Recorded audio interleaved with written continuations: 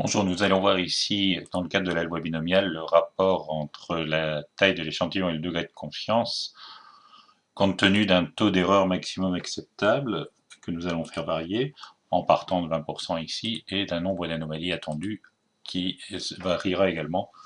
Nous commencerons avec 0.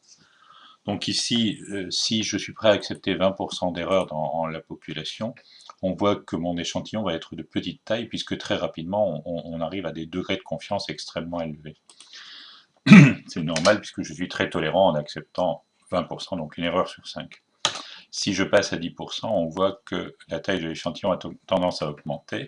À 5%, la taille de l'échantillon augmente pour obtenir le même degré de confiance, avec un point d'inflexion qui est ici aux environs de 50-60. Si je passe à 2%, la taille de mon échantillon augmente encore avec pas vraiment de point d'inflexion d'ailleurs, mais bon, on est vite ici à une centaine d'individus pour obtenir à peu près 90% de, de confiance.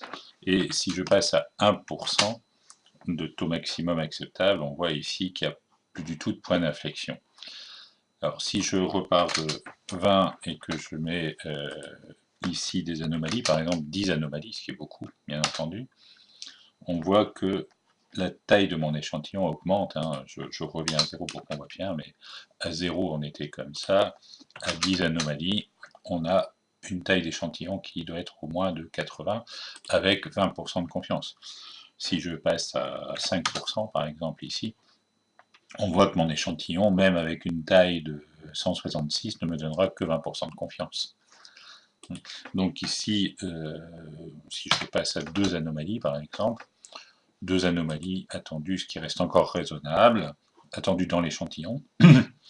Et cela nous donne à peu près un point d'inflexion aux environs de 100-110 ici.